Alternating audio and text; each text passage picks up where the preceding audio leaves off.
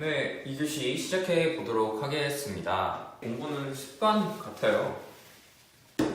제가 사실 전 21살인데 재수를 했잖아요. 진짜 공부량이 엄청 많았었거든요. 2년 전부터 지금 한 작년 9월 수능 공기 전까지. 근데 한 5개월을 놀았어요. 그러다가 중간고사 그리고 또 준비해야 할 자격증 시험이 생겨가지고 어제 처음으로 과제하고 자격증 시험 준비하고 하면서 처음으로 9시간 정도 앉아있어 봤는데 몇 개월 만에 진짜 너무 피곤한 거예요. 집중력도 막 원래 엄청 좋았었는데 1시간 넘어가니까 막 죽을 것 같고 막 머리 아프고 하나도 안 들리고. 그래서 공부는 습관이라고요. 매일마다 조금씩 1시간 정도, 1~2시간 정도 꾸준히 하시는 게 훨씬 더 좋아요. 갑자기 안 하시다가 시험 전날에 막 5시간을 한다. 이런다고 효율성이 막 5시간 막 그대로 나오지가 않아요. 뭐 하루에 막 몇십 분씩도 안 하시던 분들은 1시간도 효율성을 못 내거든요. 그래서 제가 많이 공부하는 게 아니라요. 하루에 조금씩 정해진 자신한테 맞는 시간만큼, 최대한 집중할 수 있는 시간만큼 꾸준히 하셨으면은 그게 더 좋다는 의미예요. 물론 뭐 사회 같은 거는 하나 노트 만들어서 시험 전날에 빡세게 한번 딱 보고 가는 것도 좋은데 그 외의 과목들, 도덕까지 포함? 그 외의 과목들은 꾸준히 하는 게 훨씬 더 좋은 과목이에요. 그렇다고요? 네.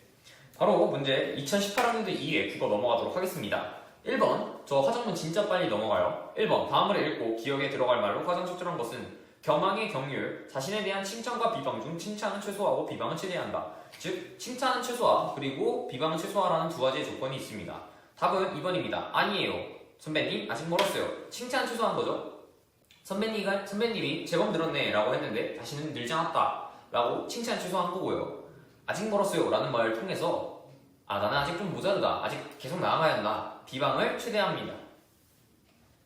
2번, 다음은 의무투표제에 대한 토론의 일부이다. 기억에 들어갈 근거로 가장 적절한 것은 근거와 주장 잘 봐야 돼요. 시민 1, 민주주의 국가에서는 대표자를 잘 뽑아야 합니다. 그래서 대표자를 뽑는 선거에서 투표율을 높이기 위해 의무투표제를 도입해야 합니다. 시민 2, 대표자를 잘 뽑아야 한다는 말씀에 동의합니다. 하지만 저는 의무투표제 도입을 반대합니다. 왜냐하면 기억이기 때문입니다. 주장과 반론에 대한 내용을 설명을 해드릴게요. 주장이 있고 근거가 있을 거예요. 모든 사람들은. 근데 여기에 대한 반박 방법은 두 가지가 있습니다.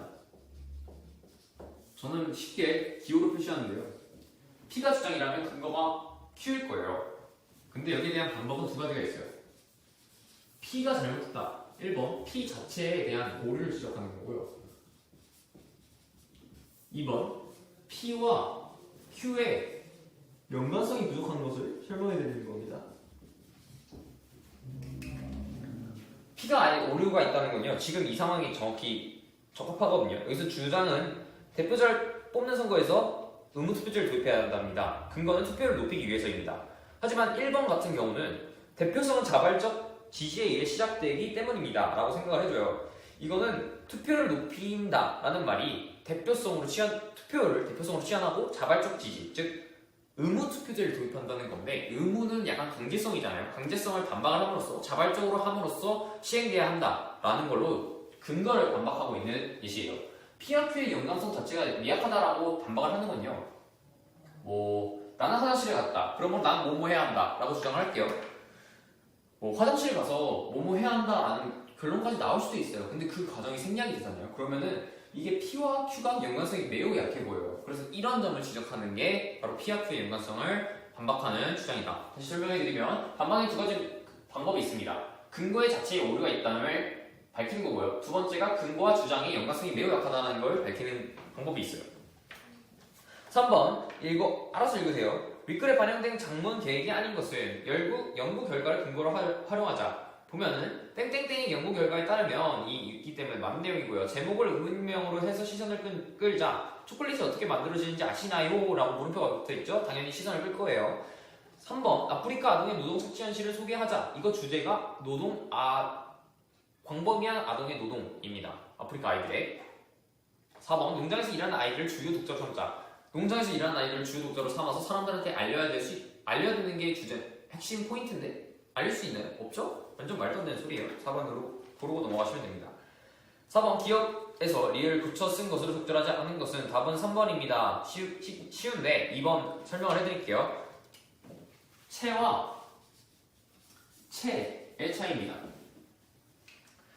채, 어이채 같은 경우는 꾸민 척을 하는 거예요. 다른 말로 척으로 바꿔 쓰셔도 되고요. 채는 아이채는 상태가 유지하고 있다는 겁니다. 나는 밥을 먹지 못한 채라고 하죠. 밥을 먹은 척인가요? 아니죠. 밥을 먹지 못한 상태가 유지되는 채에 무엇을 했다라고 할 때는 I를 써야 되는 거고, 나는 바쁜 채를 했다 할 때는 나는 바쁜 척을 했다라고 취한이 가능하기 때문에 꾸민 거기 때문에 어이채를 쓰셔야 됩니다.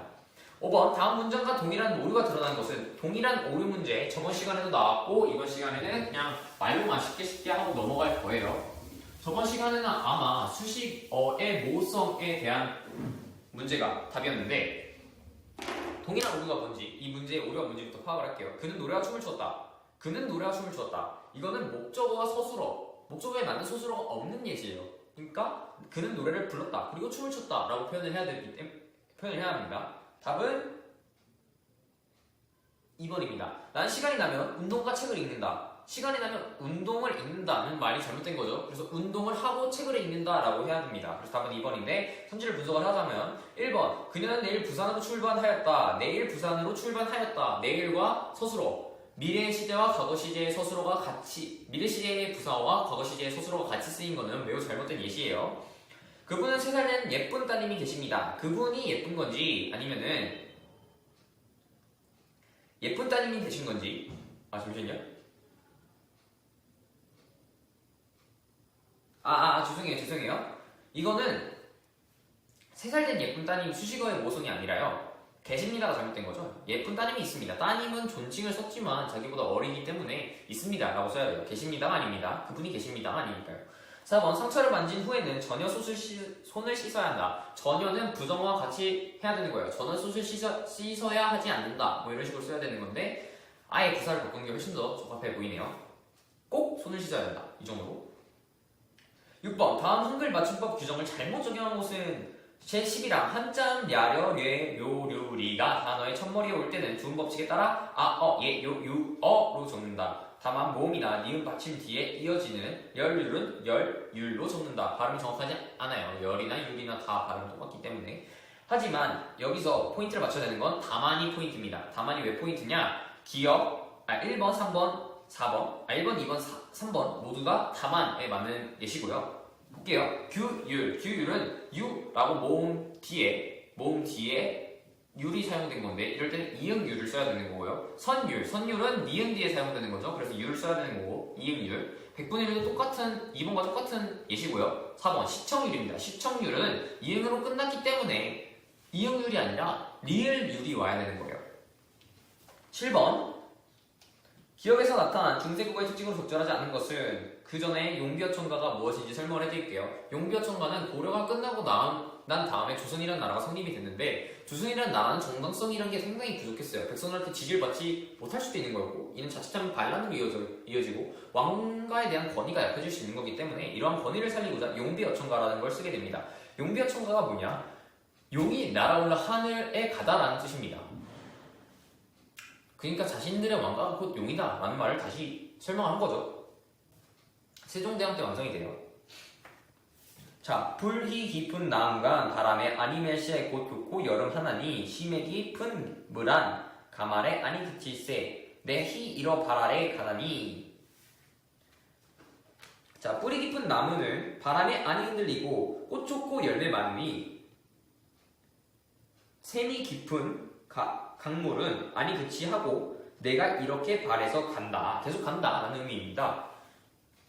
자, 기억 보면 1번 기억에는 이어적기가 사용됐다. 깊은이죠. 깊은이 맞는데 깊은이라고 적기 때문에 틀린 거고요. 이어적기 맞습니다. 틀렸다가 아니라. 니은에는 모음조어가 사용됐다. 모음조어가 뭐였죠? 저번에 우, 오 같이 사용되는 거였어요. 오나 우도 같이 사용돼도 되고 으나 같이 사용돼도 되는데 바람에죠. 바람에는 보면은 아래야 애인데 아래에는 오늘날의 아와 동일하게 사용돼요. 그렇기 때문에 모음조어가 지켜진 예가 맞고요. 3에는 어두장군이 사용되었다. 어두장군은 제가 첫 번째 시간 아마 제가 이 강의를 시작한 지 첫 번째 시간에 말씀드렸던 것 같은데 어두저항금이란 어두, 즉 단어의 첫 번째 글자 빠가 오거나 가가 오거나 이러한 자리에 서로 다른 글자 자음의 모음집들, 구는 집단이라고 하죠. 이런 집단이 나타나는 거 이런 게 사용이 됐나요? 사용 안 됐습니다.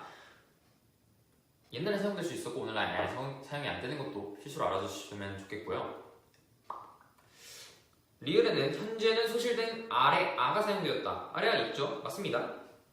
현대어 풀이로 적절하지 않은 것은 불리, 뿌리, 곧, 꽃, 여름, 아니 답은 3번입니다. 이건 여러분들이 알 수 있는 사항이 아니에요. 그냥 중세국어는 제가 말씀드렸지만 외워야 됩니다. 열음이라고 칠게요. 열리다의 어간입니다. 그리고 음은 명사파생 정비사예요. 열리는 것이라는 거죠. 다시 말해서. 즉 열리는 것, 열리는 게 뭐가 있죠? 나무 열리는 거겠죠? 그러니까 열매라는 의미로 사용된 거고 여기서는 여름이 아니에요. 심지어 뭐 나무가 여름이 많다라는 건 어폐가 있죠. 그렇게 찾으셔도 되고 사실 중세국어는 어차피 나오는 게 정해져 있기 때문에 그러한 내용들을 그냥 외우시는 게 가장 빠른 답입니다. 제가 항상 누누이 말씀드리지만 오늘날의 어문체계가 너무 많이 다르기 때문에 이해하려 할수록 더 어렵습니다. 9번, 10번 시조에 대한 설명을 해드릴게요. 시조도 찾는 방법은 똑같아요. 근데 시조는 조금 더 표현상의 특징 그리고 배경지식이 있어야지 풀기 쉽습니다. 왜냐? 중세국어이기 때문이죠. 시조와 사설시조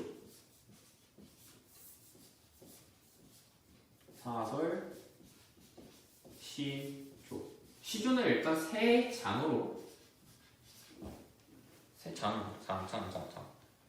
유지가 됩니다. 세 장이라는 게 뭐냐? 그냥 문장 세 개라는 거예요. 시조, 사설시조도 동일하고요.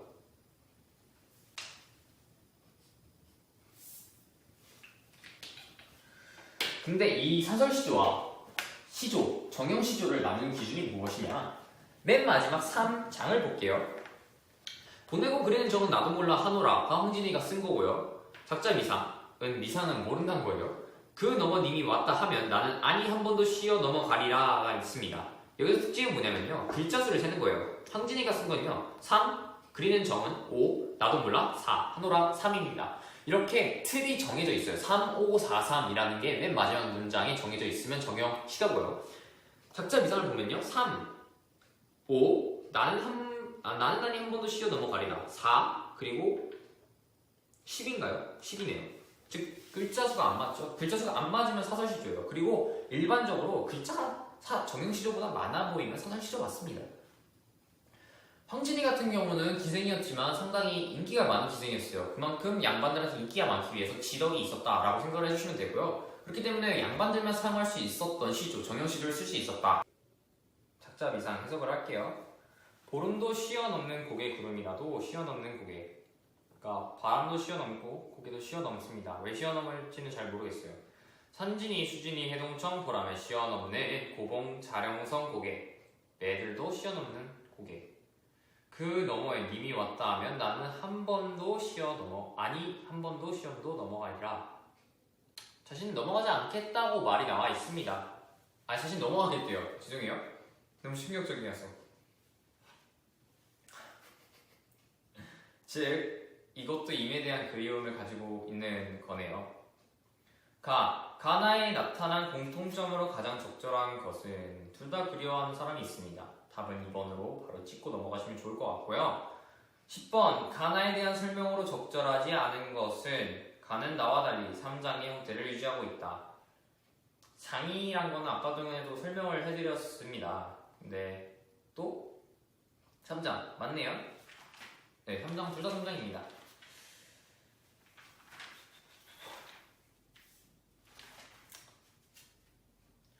장미님 이제죠. 이게 뭐냐면 김유정의 본범이에요. 김유정 작가는 1910년도에 활동한 낭만파 작가분들이신데요.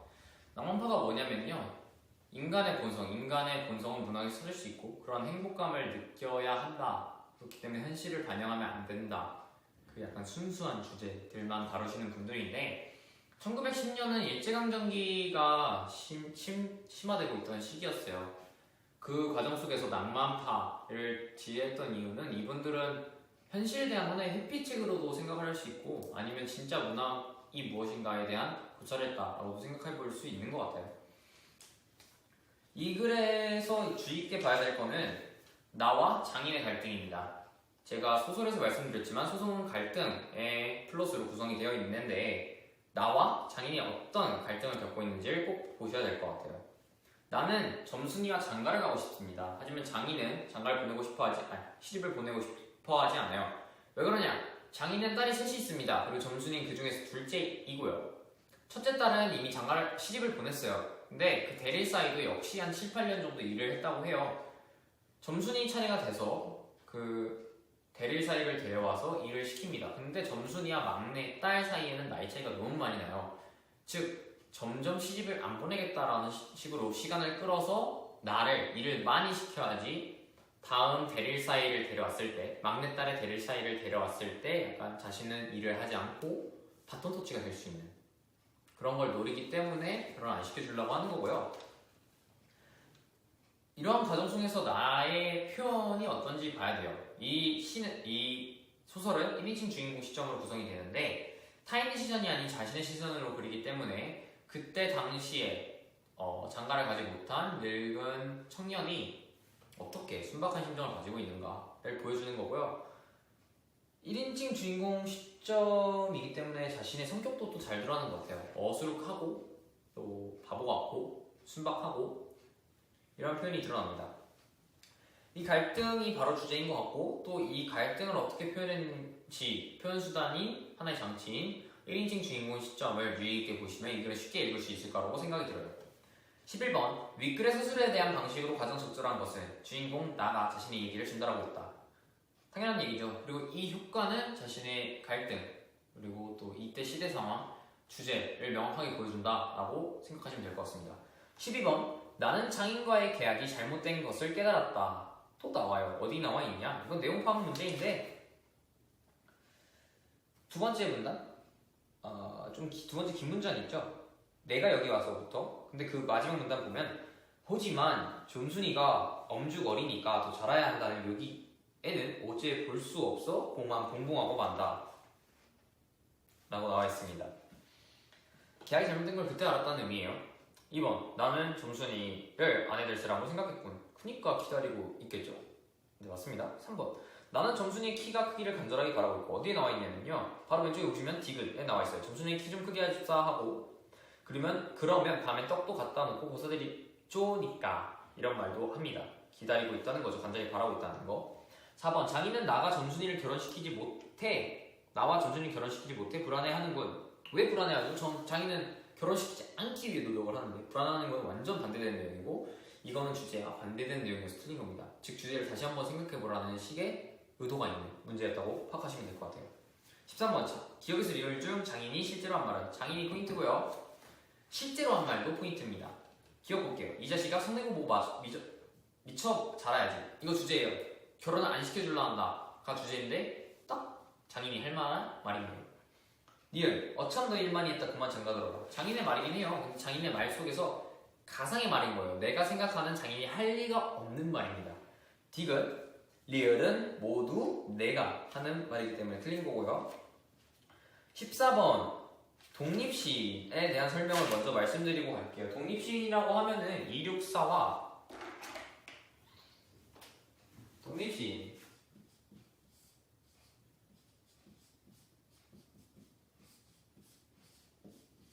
264 와 윤동주가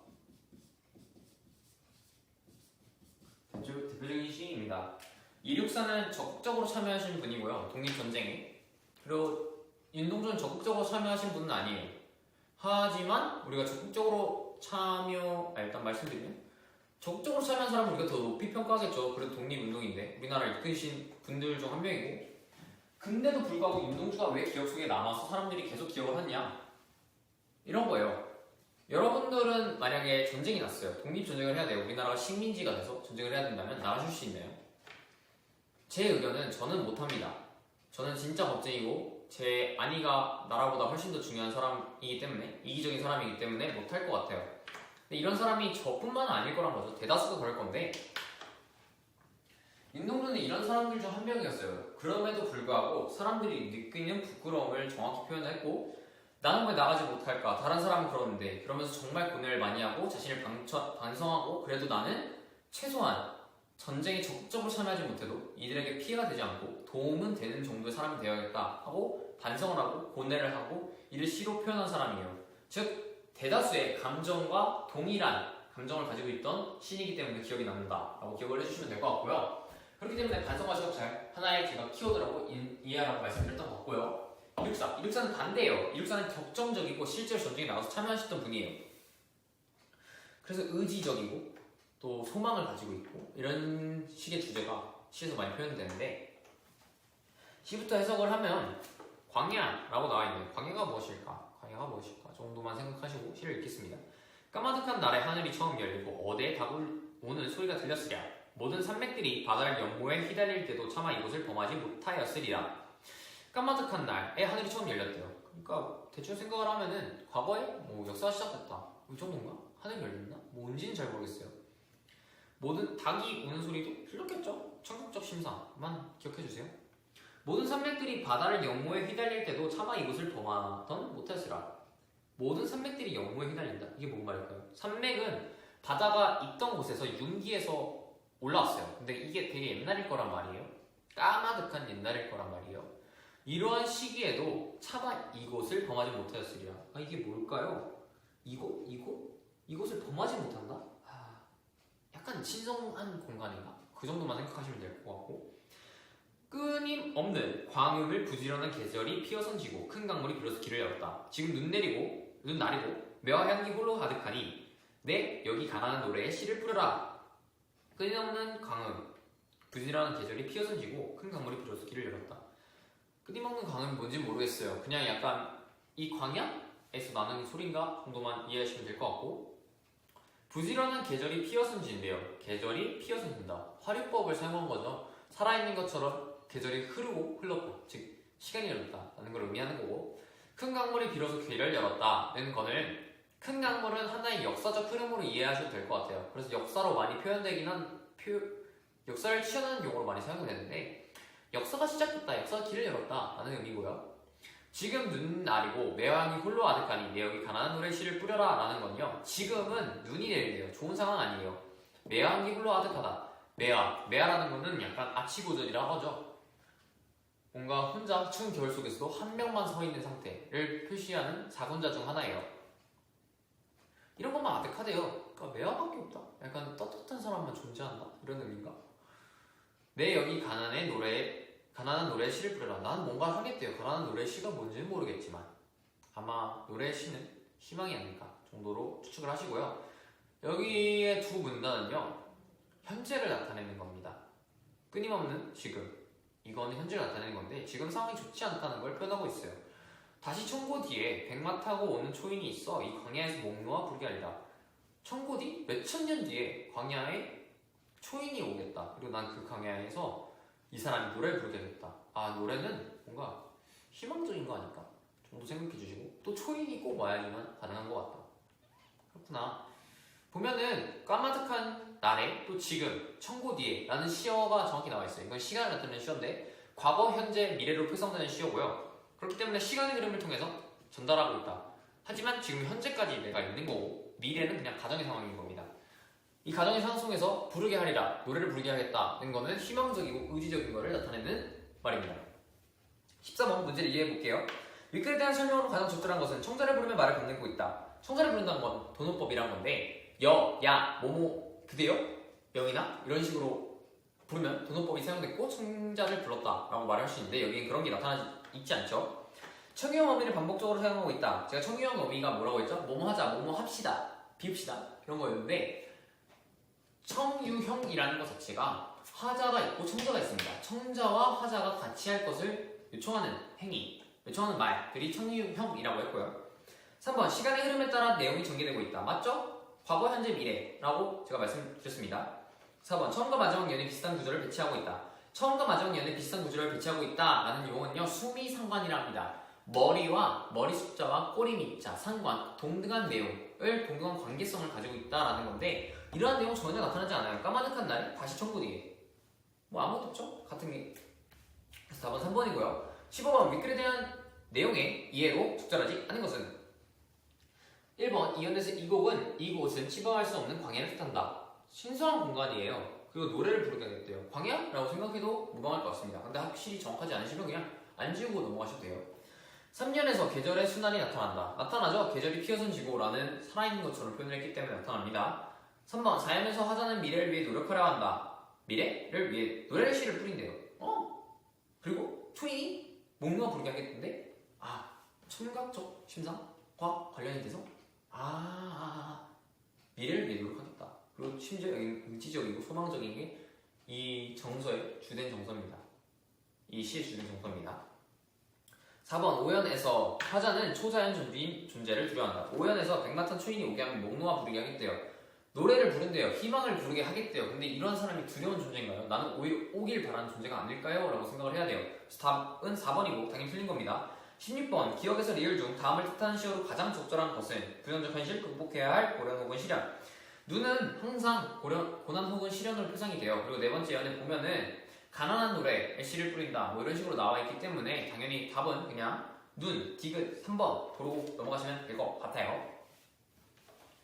다음은 탈춤입니다. 여러분들 탈춤을 보신 적이 있나요? 저는 본 적이 있어요. 어렸을 때 공산 탈춤을 봤는데요. 안동해화 마을에 가서 봤습니다. 개인적인 소감 별로다. 일단 3시간짜리고요. 집중력이 약한 저한테는 되게 좋지 않습니다. 그리고 일단 참 이 사투리가 섞여 있어서 무슨 말인지 솔직히 모르겠더라고요. 개인적인 피셜이고요. 그럼에도 불구하고 저희 전통적인 역사가 맞고 앞으로 계승해야 된다고 생각을 하긴 합니다. 그 계승을 제가 할 것 같진 않지만요. 자, 봉선탈춤입니다. 탈춤의 역할부터 이해를 하셔야 될 것 같아요. 탈춤이 뭘까요? 말 그대로 탈을 쓰고 춤추는 건데 성격부터 알아야 돼요. 풍자적이고 희화적이고 해학적이다. 일단 주된 내용은 사람들이 나와서 풍자하는 거예요. 양반들이 뭘 잘못했는지 신나라기보다는 약간 비꼬아서 풍자하는 건데 이 비꼬는 행위를 통해서 양반들을 웃기게 할 수 있죠. 양반들의 모습을 우스꽝스럽게 만들 수 있어서 희화적이다. 그리고 이러한 희화성을 통해서 사람들이 약간 뭉쳐있던 한을 해소할 수 있다라는 의미에서 해학적이다라고 생각을 해주시면 될 것 같아요. 또 이러한 특징 속에서 더 주의 깊게 봐야 될 게 말뚝의 역할과 재단 구조입니다. 주의 깊게 봐야 될 게 말뚝이 역할과 구조. 여기서 재단 구조라고 할 거예요. 이야기를 이끌어가는 구조이다. 성격은 풍자희화 해상이고 정수도 풍자희화 해학이에요. 그러면 이 두 개의 역할은 모두 결국엔 이러한 정서를 구복시키기 위한 하나의 표현 수단이 지어지지 않습니다. 말뚝의 역할을 볼게요. 말뚝이가 재단 구조가 어떻게 되는지 볼게요. 보시면요, 말뚝이가 양반 나온다. 양반이 뭐 춤추고 나오고요. 첫 번째. 말뚝이 양반 삼형제까지 끊어주시고 한번, 그리고 그 다음에 말뚝이 양반까지 한번 끊어주시고, 다시 말뚝이 양반까지 한번 끊어주시고, 말뚝이 양반에서 마지막으로 끊어주실 거예요. 근데 이 구조를 보면요, 말뚝이가 나옵니다. 휘! 양반 나온다. 휘! 양반 나온다. 그리고 샬라샬라샬라. 양반 멍청이다. 라고 얘기를 하고, 양반이 멍청이다라는 말을 듣고, 내 이놈 왜야? 라고 합니다. 다시 말뚝이는 에이 양반님 뭐 어떻게 그렇게 들으세요? 제가 그렇게 말한 적이 어딨어요? 양반님 칭찬했지. 라는 식으로 넘겨요. 근데 이러한 구조가 계속해서 반복이 됩니다. 이야기를 특정 구조, 이러한 재단 구조 속에서 이끌어 나가게 되는 거죠. 이러한 재단 구조, 이야기를 이끌어가는 구조 자체가 양반을 웃기게 하는 거예요. 그래서 풍자적이고 희화적이고 결국에는 민중의 정서에서 민중이 양반들에게 갖고 있던 약간 불편함 그런 거를 해학적으로 해소할 수 있다. 이 탈춤의 특징이고 이 글의 특징인 것 같습니다. 그리고 정확히 맞는 내용이에요. 왜냐하면 문제가 다 이런 식으로 구성이 돼 있어요. 볼게요. 17번 위클에 대한 설명으로 적절하지 않은 것은 비슷한 재단 구조가 반복되고 있다. 맞는 얘기죠. 음악과 춤으로 분위기를 조성하고 있다. 봉선탈춤입니다. 그리고 심지어 여기서 차단일 수도 있어요. 국거리 장단 나오고 춤과 반주를 붙인다. 그런 내용도 있고 3번 서술자의 설명을 통해 사건이 묘사되고 있다. 이거는 소설이 아니에요. 서술자가 나올 필요가 없어요. 무조건 대화를 통해서 이어가는 그 형식이기 때문에 없습니다. 4번 인물의 대화와 행동을 통해 극이 진행된다. 제가 말씀드렸죠. 인물의 대화와 행동이 가장 이 탈춤의 기본적 요소라고. 그리고 18번 볼게요. 인물에 대한 이해로 가장 적절한 것은 말뚝인 양반을 조롱하고 있다. 답입니다. 제가 2번, 3번, 4번 봤는데 내용 파악도 있지만 사실 이러한 거는 볼 필요도 없어요. 주제가 명확하잖아요. 말뚝의 역할은 양반을 비판한다. 그리고 양반을 비판함으로써 풍자와 해악과 희화를 한다가 핵심 주제입니다. 지난주도 반복된다. 이게 핵심 주제인데 탁 나와있고 그리고 2번, 3번, 4번은 내용 일수도 찾을 수 있지만 사실 문제를 잘 만들었다, 선지를 잘 만들었다는 생각도 들지 않아요. 그럼 주제에 맞게 골라주세요. 볼 필요 없는 선지입니다. 19번 말투기의 말하기 방식에 대한 설명으로 가장 적절한 것은 1번 상대방의 반응에 따라 내용을 바꿔 말하고 있다. 맞습니다. 제가 재작년에 말씀드렸죠. 말투기 이야 양반 나온다, 양반 멍청이다. 그러면 양반이 내 이름 왜라고? 하면은 말투기가 아야 잘못 들으셨어요. 그런 적 없어요. 칭찬했지. 제가 언제 그랬어요. 그러는 거잖아요. 즉 처음엔 놀리다가 양반이 빡치니까 양반이 화나니까 이에 대한 반응을 바꿨다. 즉 이게 바로 1번이랑 관련된 선지요. 탈춤은 이렇게 되는 겁니다. 자 오늘 시간 끝났고요. 여러분들이 아마 다음 주 금요일인가요? 23일날 시험을 보는 걸로 알고 있어요. 저는 앞으로 이것도 계속 하면서 또 제 학생들을 또 가르치는 걸로 영상도 찍으면서 학생들을 가르치는 걸로 얘기가 됐는데 뭐 어떤 분들이 만날지 모르겠어요. 그래도 만나면 되게 좋을 것 같고 또 유튜브에 강의를 올리면서 여러분들의 반응도 받고 조회수도 상당히 올라가는 거 보니까 또 재밌더라고요. 제 나름대로. 그러니까 구독과 좋아요 꼭 눌러주시고요.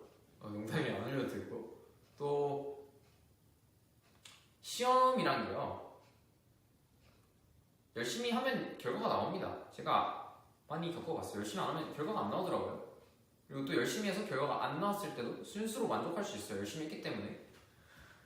여러분들께서도 하나의 습관을 형성해서 공부를 하셨으면 좋겠어요. 제가 최근에 느낀 건데 저는 진짜 6개월 만에 공부를 최근에 다시 시작했거든요. 자격증 시험도 있고 학교 중간고사도 시작을 해가지고 그래서 공부를 막 어제 처음으로 9시간 앉아있어 봤어요. 너무 힘든 거예요. 머리가 아프고 막 저녁에 머리 아파서 죽는 줄 알고 막 토할 것 같고 막 그랬는데 이런 식으로 한 번에 몰아쳐서 하시기보다는 여러분들은 조금씩 나눠서 하는 걸 추천드립니다.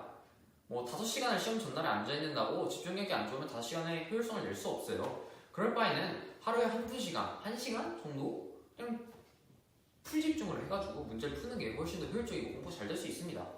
물론 사회 과목 같은 경우, 사회 도덕 같은 경우는 맨 마지막에 만들어놨던 노트를 가지고 들고 와서 한 번에 빡 집중을 해가지고 풀 집중을 해서 문제를 보는 것도 상당히 좋은 방법이지만 나눠서 하는 것도 상당히 좋은 방법이라고 생각합니다. 앞으로 다음 주에 시험이 있으니까 열심히 공부하시길 바라고 어떤 분을 만날지 모르지만 저와 함께 웃는 모습으로 뵐 수 있으면 좋을 것 같아요. 오늘 수업 여기서 끝났고요. 감사합니다.